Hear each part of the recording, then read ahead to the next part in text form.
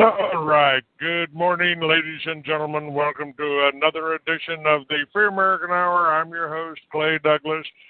My guest today is Skip Baker, and he is a Christian identity artist, is the way I bill him. He's a biblical scholar and a heck of an artist, and we've got copies of his work up on freeamerican.com. Hello, Skip. How are you?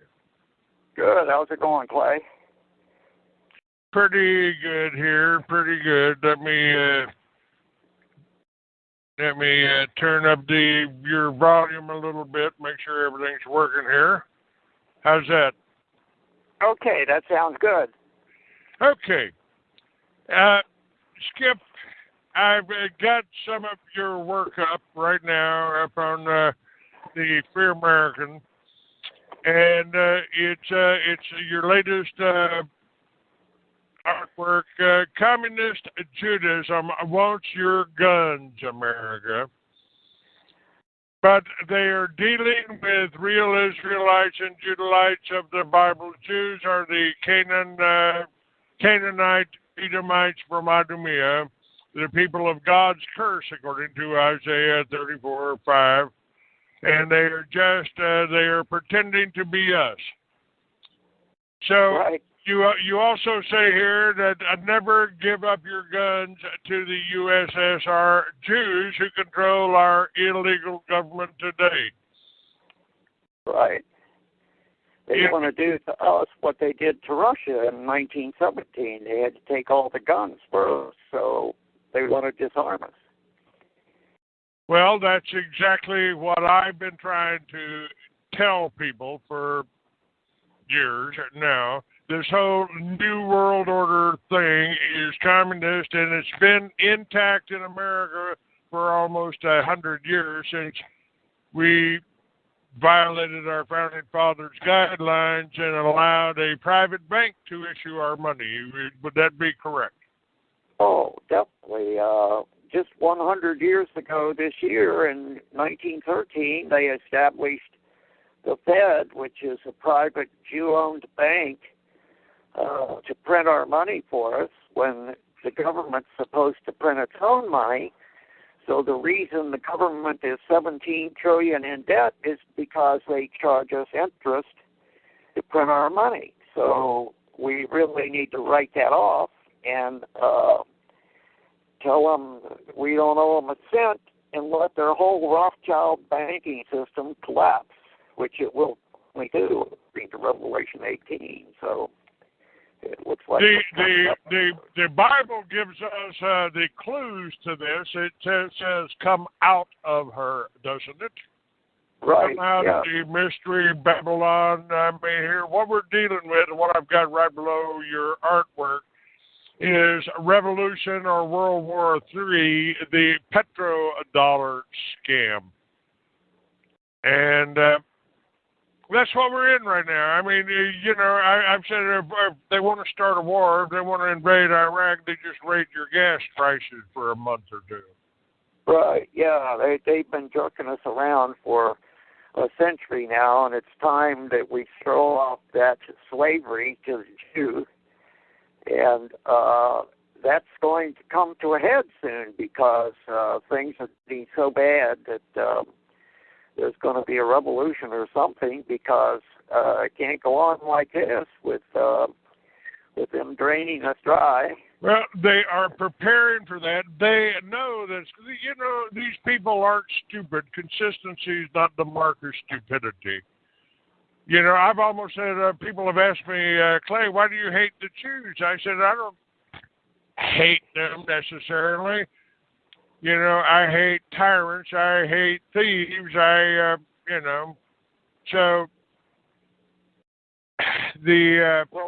But I almost admire them because they work together, and I think that's the failings of Christianity here, especially the religiosity forms of churches that we have out there. The ones that won't talk about Christian identity, won't talk about the, who the real Israelites were. I mean, where did they think we came from? I mean, come on, we're just now, Skip, we're getting information. I'm getting information. People have done research that there are several hundred thousand, 200,000-year-old ruins of a metropolis in South Africa. So we don't even know. We don't know how long we've been here. We don't know where we came from. We didn't spring up out of the dirt in the Middle East. There, we came from somewhere. We traveled to Europe. I think we crossed the Caucasus Mountains. You know, and some of us went left. Some of us went right, and we've been trying to put it back together ever since. And then they started calling us Caucasians. What do you think? Well, of course, there were other races here before the Adamites were formed by Yahweh, and what the Baptists and the Adventists don't realize is they're teaching evolution, because when they teach that all the races came from Adam and Eve, that's evolution. And of course, the man created in Genesis 2 is different than the one created in Genesis 1. So there are two different creations there that they don't understand because they don't really study their Bible. And then there's also the race of the demons. The fallen angels had offspring, and that was Cain that the Jews come from. They're physical children of the devil. And now they're pretending to be us. They've stolen our identity, and what better way to completely deceive the world than to pretend to be the real Israelites and Hebrews? But there are keys to realizing that they're not, because they told Jesus in John 8:33 that they were never slaves in Egypt with Moses, so they can't be the Hebrews, they can't be the Israelites. And yet the preachers don't tell that to their congregations. They leave them in the dark. And according to the prophecy, it's going to be really bad for the ministers who are false shepherds and don't tell their congregations what's really going on, because they've been gagged by the 501c3 church laws. So they're really being paid off and working for mammon instead of for God. So there you have all these pew warmers sitting in there with no idea what the Bible really says, and nobody to guide them or show them what's going on. So they're actually worshiping the devil's kids. Now,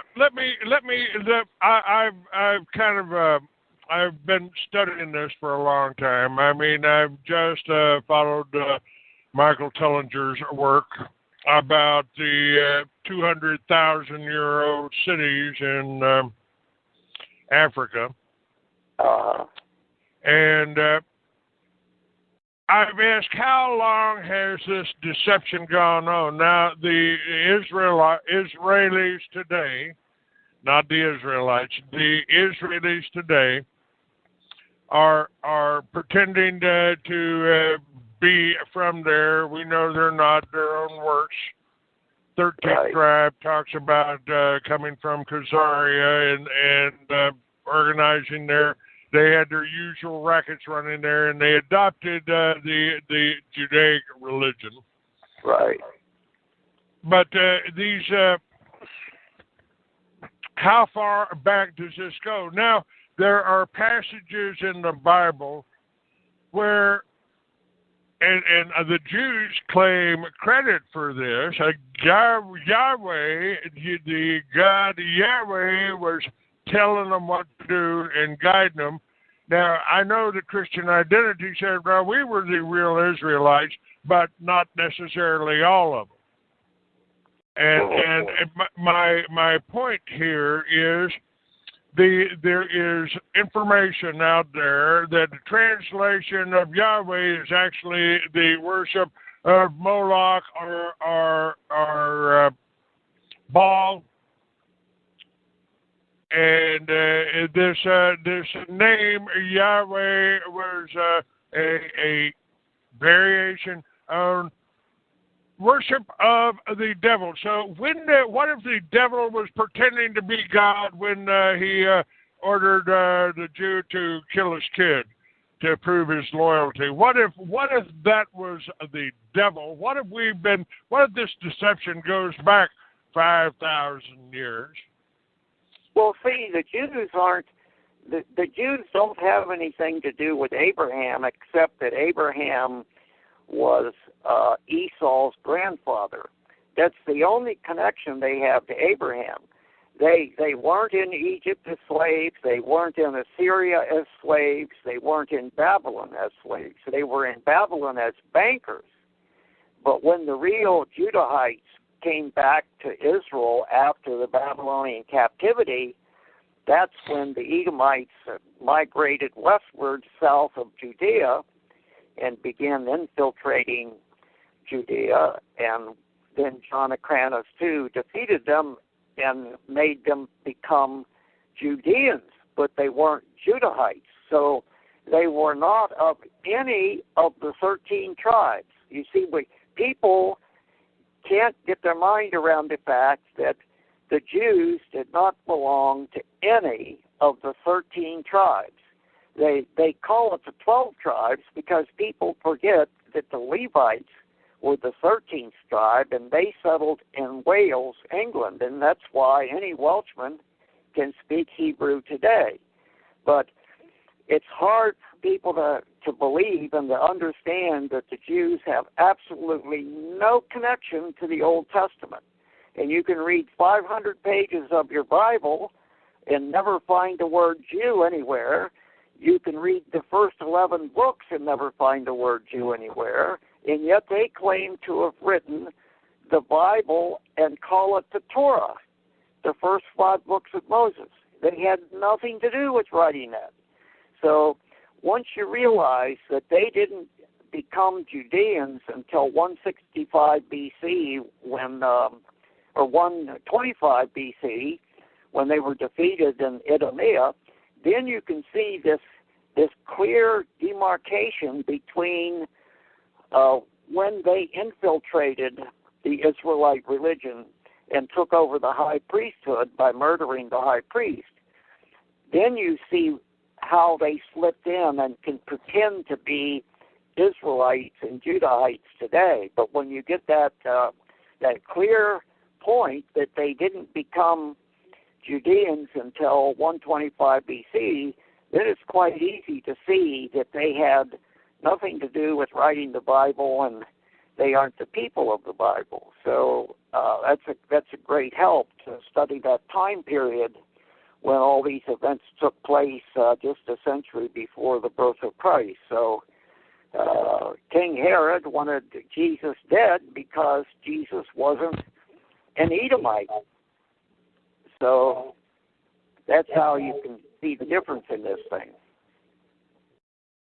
And of course, David wasn't a Jew. King David wasn't a Jew. Solomon wasn't a Jew.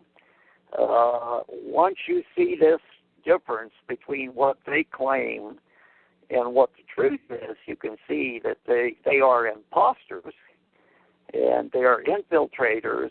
They're just tremendous infiltrators because the devil is their daddy, and they're out there doing their daddy's work. And they've done a really good job of it. But we're getting very close to the end now. So we'll see the angels gather them up and throw them into the lake of fire, and the whole thing will be over with. So I'm kind of looking forward to the future that we see that is going to be. How do you think this is going to unravel? Because we've got. They have taken steps. They know that people are waking up to the whole Federal Reserve scam. They know that people are going to start snapping to the idea that they're enslaved especially when they make 100 million Americans into criminals if they don't turn their guns in, and that's about to happen, don't you think? Oh, yeah, they want the guns desperately because they can't do harm to us if we're all armed, so they want to take away the guns, which is why they pulled off this Sandy Hook caper. Adam Lanza, the kid they claim did it, doesn't even exist. There's no electronic footprint. There's no tests were graded by his mother, supposedly. When you homeschool a kid, you have to provide grading information of the tests the kid was given. Well, there's no information on the State Board of Education where he had taken any tests. He's a non-person. He doesn't exist. So the whole thing was play acting, and they hired all these actors from Crisis Actors Incorporated to pretend to be firemen and cops and victims and parents. And would you tell people? Hang on just a second here. Would you tell people who the medical examiner was? Well, the medical examiner was also the fireman directing traffic. So there's pictures of him in a fireman's outfit directing traffic, and then there's pictures of him being the medical examiner. And of course, he didn't know any medical terms, and he got his part of the script all filed up, and so the whole thing was an absolute disaster. And yet, many Americans are sucker enough to believe that 20 little kids were killed when Emily Parker was photographed with Obama 2 days after it, and she was alive and well, and yet her actor father pretended that she'd been killed.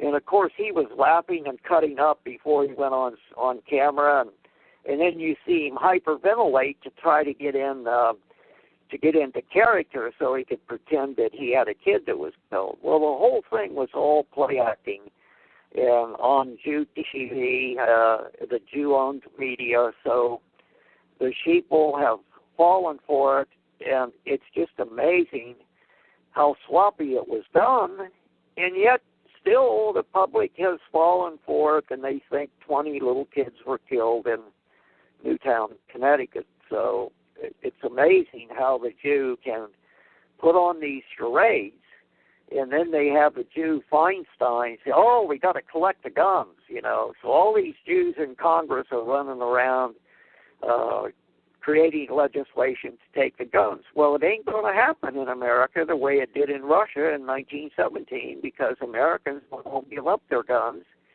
They'll shoot anybody that comes to collect them, and that'll put a stop on the collection of guns overnight, because it just won't happen. It's not going to go down the way they think it will. Well, we have always been a rebellious people, and I would say that would continue, and being a Texan and living back in Texas now, I remember the Alamo and I remember Waco.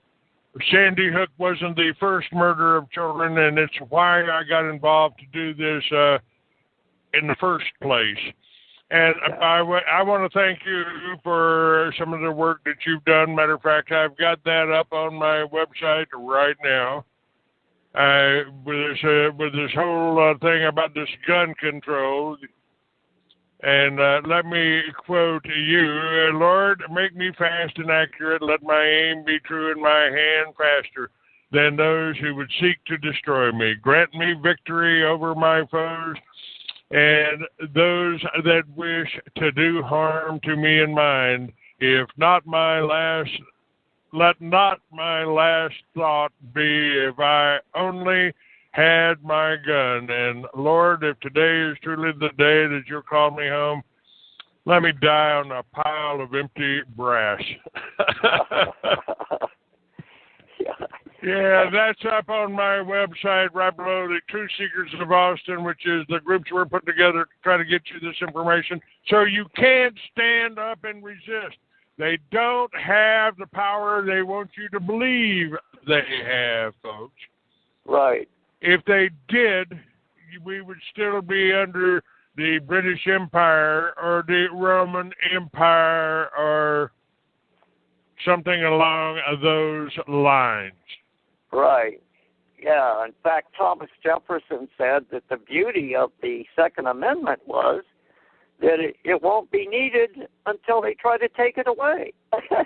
So Jefferson knew that the Americans would never let anybody take their guns away, because when that kind of tyranny starts to happen, there's going to be tremendous resistance, and it'll be armed resistance, because Americans have been going out buying guns and ammo here recently because they see this crisis coming. And it's just amazing how gun sales have skyrocketed and people have been hoarding ammunition. So I wouldn't want to be among the people who are going to be sent out to collect the guns, because those people won't be home for supper that evening. And it'll be very different than the way it was in 1917 in Russia, where they just meekly gave up the guns. And then, Alexander Solzhenitsyn tried to warn us, if we had just met them with pitchforks and machetes when they came to collect their taxes or to take us away, we might have had a different outcome, and we wouldn't have spent all that time in the gulags. And they've erected the gulags for you, ladies and gentlemen, for you right now.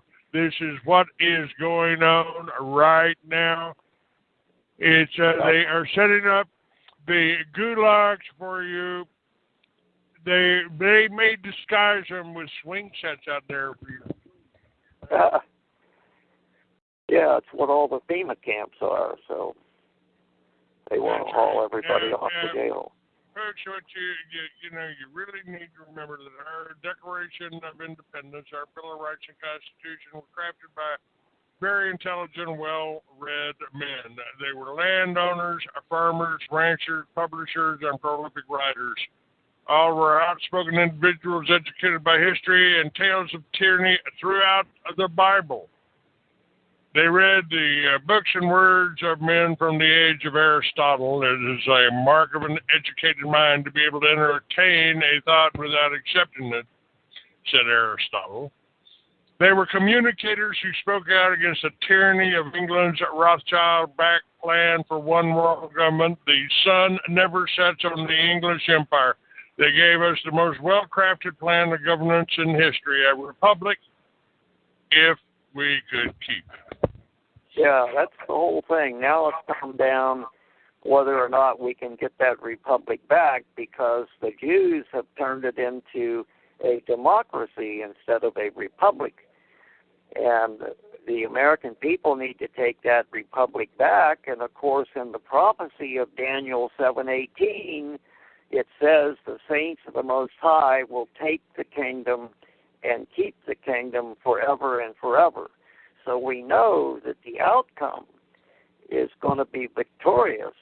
We're going to throw off the chains of the Jew and finally take the kingdom back. And, of course, America means heavenly kingdom in Paleo-Hebrew. And America is the New Jerusalem of the Israelites.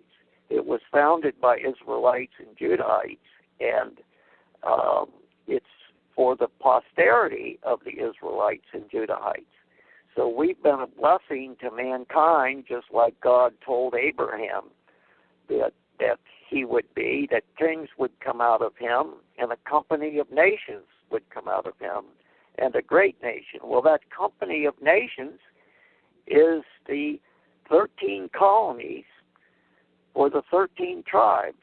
And we had 13 stars in our original flag because that was the regathering of the 13 tribes of Israel in the heavenly kingdom.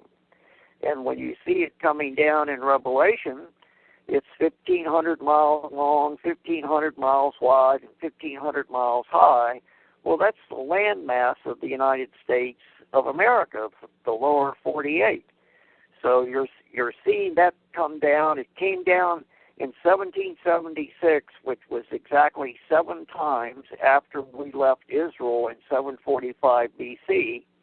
That would be 2,520 years. So from 745 B.C. to 1776 is exactly 2,520 years. So America is in the Bible prophecy. It's right there, but none of the preachers know that. They're not teaching their congregations any of this stuff. But many of the founding fathers knew that we are the real Israelites. And as Ben Franklin said, well, the Jews, they're Asiatics, you know. They don't have anything to do with the Old Testament. They're bankers and destroyers. We need an amendment to keep the Jews out of America forever, or within 200 years, they'll own everything, and our descendants will curse us in our graves. Well, that's exactly what Thomas Jefferson told us. If you ever allow a private bank to issue your money, the banks and the corporations that spring up around them will leave your children homeless in the land we conquered. Exactly, and look at all the foreclosures they've done here. A million Americans out of home. Thomas Jefferson's prediction came true, absolutely. And, folks, it ain't over yet. Nope. One day, the Valley of the Dry Bones will wake up, the prophecy of the dry bones, where Yahweh is going to wake up his people, and they're going to realize who did this to them, that it's the international Jew that has caused all this trouble. And no way bar the door, because in the prophecy of Obadiah, it says that the real Israelites are going to become a fire, and that the Edomites, the Jews, will be for stubble.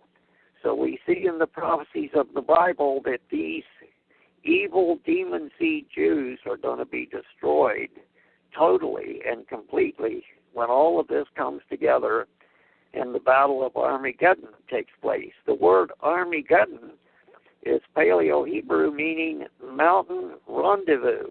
It doesn't have anything to do with the Valley of Megiddo over there in Bake Israel. It's a mountain rendezvous here in America where the American people get together to defend themselves, and that's what the Battle of Armageddon is about. It's about the forces brought against America right at the end to destroy her, and then fire came down from God out of heaven and devoured them. So Yahweh is going to put hooks in their jaws and bring them against his land, and that's going to be the final soap opera of the ages when his enemies are destroyed.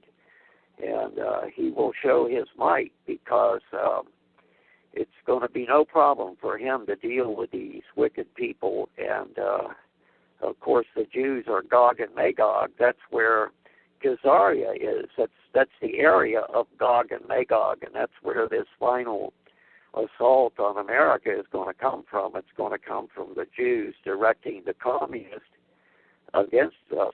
And you may have noticed that communist China has demanded that America disarm. Well, it's none of their business. And yet they've issued that demand that Americans give up their guns. Well, you can see that the Jews control communist China just like they control communist Russia. And that's why they so desperately want these guns. But something will happen at the last minute that will turn that around, and it's going to be quite different than they thought it would be.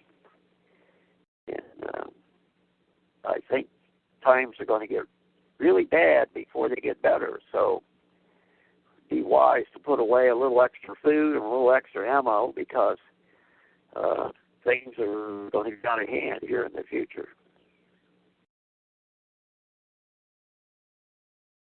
And I can't imagine. Yeah, I'm just trying to get hooked back up here. Computer keeps crashing. The recording keeps crashing. And hopefully all of our sound is being preserved here. My guest today, folks, and we'll do this on the second half here. I've got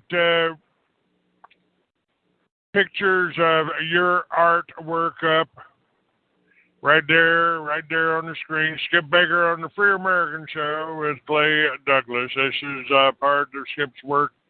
Very talented artist for Christian identity. And let me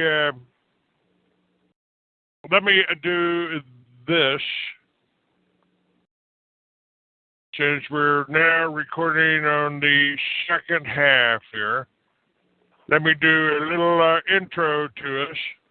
You're listening to the Free American Hour second half. Skip Baker is my guest today.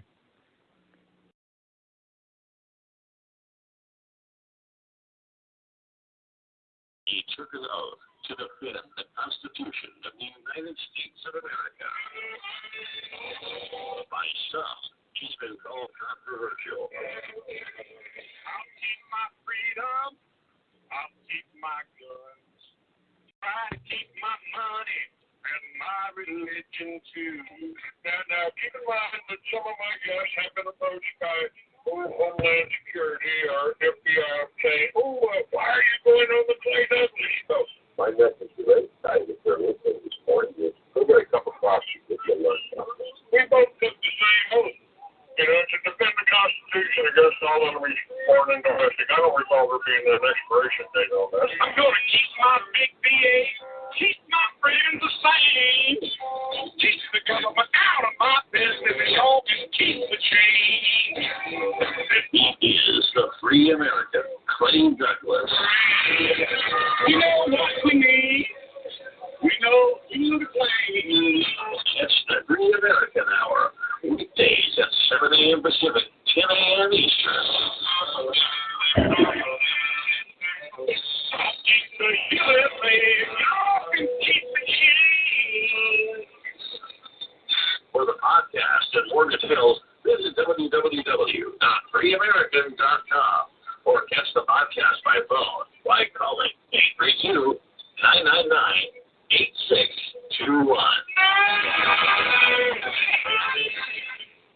All right, we're back. Skip Baker is my guest today. We're talking about Christian identity. And what I asked you before, and I don't know if we quite got to it, how far back does this deception go? Was Satan, was Lucifer, and I think they might have actually demonized the angel Lucifer because he was being rebellious against the satanic takeover of this planet. And Satanism is the oldest religion out there, isn't it? Skip, doesn't that predate the Bible? Well, sure, because there was this great battle in heaven where 1/3 of the angels rebelled with Satan, and they were cast out down to this earth. And when Satan fell, he simply fell into a human body, so to speak. So he was no longer an angel with invisibility and the capability to fly. He just became a two-legged snake. And when Eve answered God, she said, "The serpent man seduced me." The word seduced is what she used, but that was changed in the King James Bible, so people don't realize that Eve was admitting that she had sex with this fallen angel, this two-legged snake in the Garden of Family Trees. So that's when God said he would put enmity between Satan's kids and his offspring, the seed of the woman. That's the white race. Under Adam, the name Adam means to show blood in the face, a white person. So the first white man was created in that creation in Genesis 2. So you have the seed line of the woman, and you have the seed line of Cain, who was fathered by one of Satan's lieutenants. And in the book of Enoch, he even identifies that angel as Gadriel. It wasn't Satan himself. He was just one of the demon seed fallen angels, but his name was actually Gadriel. He's the one that seduced Eve and fathered Cain. So the reason you don't see Adam saying that he's finally produced a kid that looks like him until Seth is born, when Adam was 165 years old. That's the seed line of the woman, because the womb had been contaminated, and she had Cain. Well, Cain went out and founded a city. If the Baptists were correct that only Adam and Eve and Cain were alive, then how did Cain found a city with a whole bunch of people and marry some woman? It's because all those civilizations were already there before Adam and Eve were created. And Cain, the son of the devil, went out. He founded a city eastward from the Garden of Eden among all those people. So the Bible is about the two seed lines, the seed of the devil, the serpent, and the seed of God, because Adam was the son of God. So you have, the Bible is about the white race. It's the book about the white race. And of course, Jesus said, I am not sent but unto the lost sheep of the house of Israel. And he told his disciples, don't go to the Gentiles with the gospel. It's only for the Israelites. And yet, you got all these preachers doing all this, taking the gospel to the dogs, as Christ called them. He called the Canaanite woman a dog. And it's not for them. The redemption of Christ is for his kinsmen only. And that's very clear in the Bible. And yet you got all these preachers that are teaching universalism and all this stuff, and they've strayed so far from the Bible that you really have to use a concordance and look up all the words and all the definitions, or you're going to be completely snowed by the re-edit that they did of the KJV in the 18th century, because they changed a great deal of the stuff that was in the KJV at that point. And you remember the KJV was published in 1611. So you got 1700 and 1800, 200 years later, they did the re-edit and changed many things. There wasn't even a J in the English language until the latter part of the 18th century. So you couldn't even have the word Jew at that point. So it's just amazing how they have wormed their way in and pretended to be the Hebrews of the Old Testament and helped to really mess up the Bible. They bought up all the Bible publishing companies, all the textbook companies, and they've succeeded in completely deceiving the whole world exactly the way Revelation said the Antichrist would do right at the end. And now all these pew warmers are worshiping the beast in his image, that hexagram that the Jews call the Star of David, that's got 6 lines, 6 points, and 6 triangles. That's the 666 of the book of Revelation. That hexagram that you see on the Israeli flag is the most evil symbol in the history of the world. It's Baal worship, and hex. Now that's the key. Baal worship. That's my theory here, is that there are passages in the Bible where the devil Baal is pretending to be God, and maybe these people, when he's ordering them to go out and slay all of the people, we don't know who they're slaying. Are they slaying us, or are they slaying Edomites? Well, of course, King David went over to Edom and spent 6 months slaughtering Jews in Edom. So he went over there and did what God wanted him to do, because God said, go over there and kill every man, woman, and child, because these people are the descendants of the devil. They have Satan's blood in their veins. Don't even leave a pet over there. So So it took them 6 months to bury all the dead. The Israelite army had gone over there and tried to wipe out the Edomites, who are today's Jews. But Hadad, the prince of Edom, escaped and fled to Egypt, where he grew up and married an Egyptian wife and was able to come back later. But that is in 1 Kings chapter 11. You can actually read about King David going over there, trying to kill off the Jews. Well, you have to know that the Jews are the Edomites. If your preacher doesn't tell you who's who and who's Jew, how are you going to know what the Bible's really saying? So you got to realize that the Jews are the Edomites and the Idumeans. Idumea is just Greek for Edom. So when the Jews moved from Edom to Idumea, the Greek word Idumea just means Edom. So the Jews are the Edomites and the Idumeans, and when you look up Isaiah 34:5, you see that they are the people of God's curse. And he says that his sword will be bathed in heaven, and it will come down upon Idumea and the people of my curse to judgment.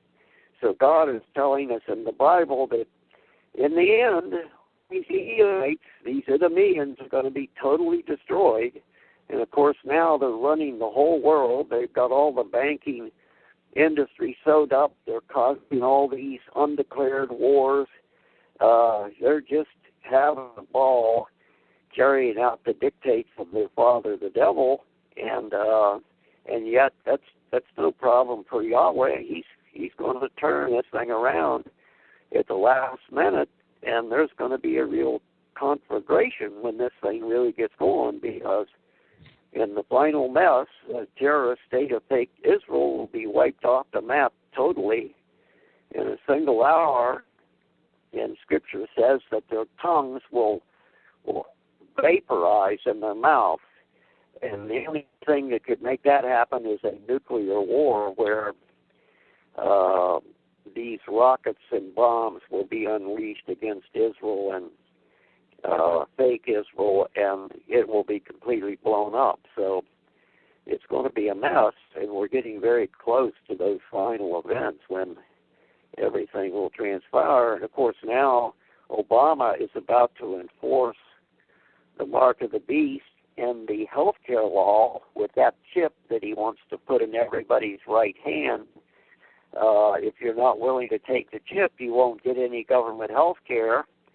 And that will go worldwide because they've manufactured billions and billions of these little wafer-thin chips that can be inserted into the palm of the hand, and it's driven by the heat of the right hand for the electricity, because that's the hottest spot on the human body.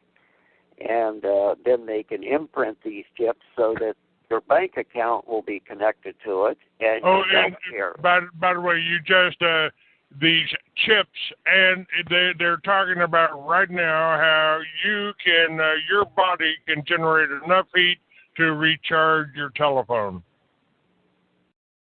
So yeah, well, it'll easily operate those chips, because the forehead. Remember how your mom used to put her hand on your forehead to see if you had a fever? Well, the forehead and the right hand, the palm of the right hand, are the two hottest places on the human body. So the only place they could really put those chips is in those two places that Revelation said it would be done, in the right hand or in the forehead. So it's actually already been done in the soldiers. The German soldiers, and Germany, of course, was conquered and Judaized. The German soldiers pay for their purchases at Walmart by waving their hand over the scanner. So they've already got them installed there in Germany? Yes. Well, on German troops, yes, sir. They certainly do. Amazing. So all they got to do is pass the right hand over the scanner, and they've made their debit card debit their account, right? That's right, and they can't lose it because it's implanted in their hand. Yeah, well, that's coming worldwide, because the four angels that Ron Wyatt met in the cave there, where he found the Ark of the Covenant, told him that God wants this information about the Ark being hidden there to come out when the Mark of the Beast law goes worldwide. And of course, Ron, being an Adventist, he didn't understand that the Jews are the Antichrist, and he didn't realize what would be happening, but the angel helped him store the videotape and the Ten Commandments in a crack in the rock there that they'd taken out of the Ark. And that's an interesting story, because now all that's coming together, and that happened back in 1982. So it's so interesting to see that all of those events were told in Revelation, and the whole story about Ron finding the Ark is coming to pass now, because I believe that once that law does go worldwide, that you have to have this chip to be able to buy and sell. I wrote, and I want to thank you for the artwork that you contributed to the Free American, because in Mystery Babylon, where I've got this whole history written, it's in there. It's in the Mystery Babylon, the New World Order Unveiled. And you gave me a nice piece of artwork for that. It's incredible how it's coming together now. It is. There is a time schedule, and I've often said I'm the canary in the coal mine here. They'll come after me, which they did 9 years ago. They came after me to stop me from putting this information out, to stop this radio show, to stop the magazine that I was doing. And what I've done is come out with a book about all of that and what's happening here. It's called Mystery Babylon, and Skip did a nice piece of artwork for me on that. And folks, it is the time, Skip. Right now, people are hesitant to get involved until it gets bad for them. Right. Yeah, it's gonna get bad for them overnight. So that they thought they didn't need to get involved, but it's going to come right to their doorstep before they realize it, and they're going to have to fish or cut bait at that point, because there's no way to get around this. Everybody's going to have to stand up and refuse to take the mark, or the whole system won't collapse. And of course, we see that it does collapse in the book of Revelation finally, when enough people turn it down that the whole thing crashes. But it's just amazing that we've lived long enough to see all these events come together, and now Agenda 21 at the UN, it's all the planks of the Communist Manifesto. And later today I'll be editing a video by Dr. James Wickstrom about Agenda 21 that is just amazing how these events are coming together by the Communist UN and our communist government in Washington to enslave us even more, take our guns, get total control, and that's right around the corner. This is just going to be an amazing video by James Wickstrom about Agenda 21. And people don't realize that our traitor presidents have signed these things into law over the years, going all the way back to George Bush in the early 80s. So it's just incredible that the whole United States of America has been boxed in like this with such Jew control. And the main traitors amongst us are the ministers, because if they had sounded the alarm, the politicians couldn't have gotten by with what they've done. But the ministers have sat back and just collected their nice fat paychecks and live nice. And in fact, the Bible calls them dumb dogs who are unable to bark and sound a warning. So the false shepherds that are the preachers in America that have led everybody to worship the Jew, the Antichrist, Satan seed Jew, they're in big trouble with God, because it's just amazing what traitors they are. And they have produced these politicians by letting them get by with this instead of standing up in the pulpit. As Jim Wickstrom says, the poison is in the pulpit. That's where it's all coming from. So you've got these traitorous preachers that are teaching that the devil's kids are God's chosen, and that the real chosen, the white race, the European white men, women, and children, they're just Gentiles. Well, the Jews are the Gentiles. They're the goyim. Why can't Americans understand that 60 million white Christian Russians were murdered by these Edomites, by these Marxists, by these communists? And keep in mind what Rabbi Weiss said. Some people call it communism. I call it Judaism for the masses. Right, exactly. And it's just amazing that the preachers haven't been warning their flock that communism is a Jewish thing. Karl Marx was a Jew. Lenin was a Jew. All of these Bolsheviks were Jews. So Bolshevik is just another word for Jew, and yet the preachers haven't warned people that communism is Judaism, and vice versa. Communism hates God because it's run by Jews. Jews hate God because God is not their father. Satan is their father. So the fact that Christ warned us about this in John 8:44, ye are of your father the devil, people should realize that if Jesus called these people devils, how could he be a Jew? And of course, Jesus isn't a Jew. He lived 4 countries away from the Jews. He lived up in Galilee. The Jews were all down in Idumea. And in John 6:70, it says that Jesus would not walk in Jewry because the Jews sought to kill him.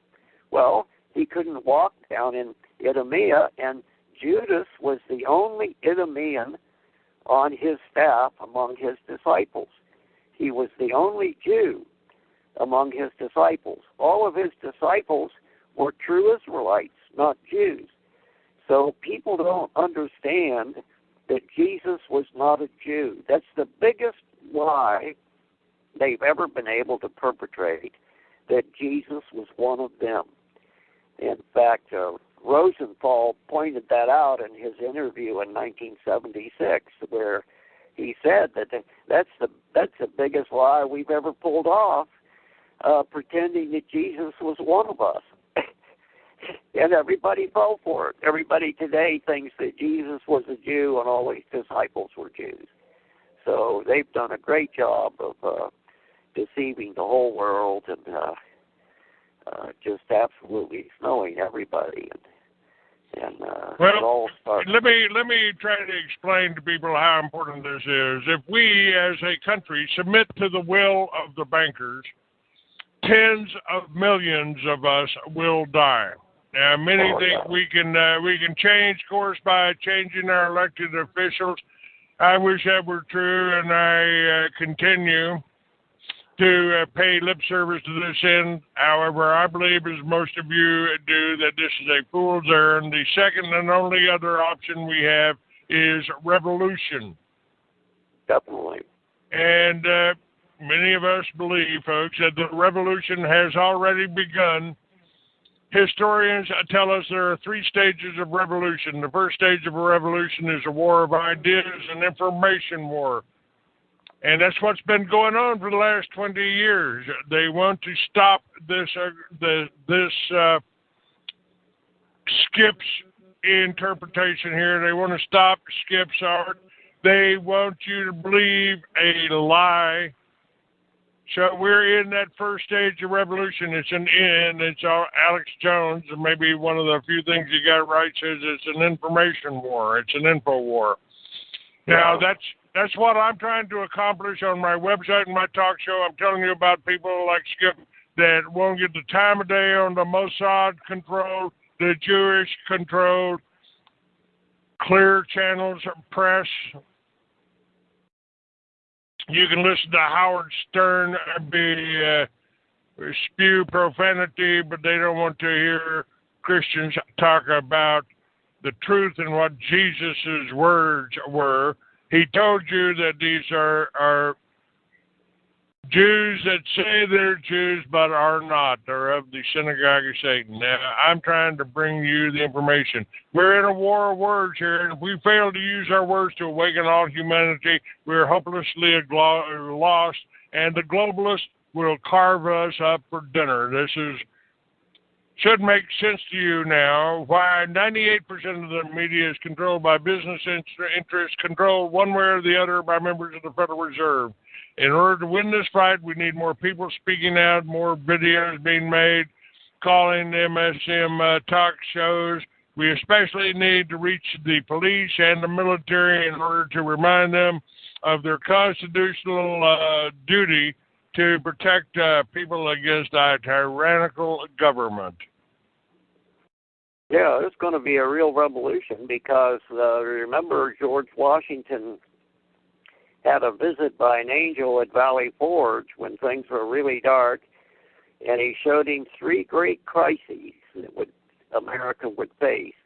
And now we're looking at the 3rd great crisis that George Washington was shown, and that's going to be the 2nd American Revolution that's going to overthrow the slave masters called Jews, and it's going to destroy their international banking system and bring the whole thing down. And then, of course, the saints will take the kingdom because it's all right there in the prophecy that we're going to be victorious and that Yahweh is going to bring this all together in a very shocking way at the end and bring about this revolution that's going to deliver his land with his strong arm. So when you see these prophecies in Obadiah and Revelation, you realize that there's going to be a victory.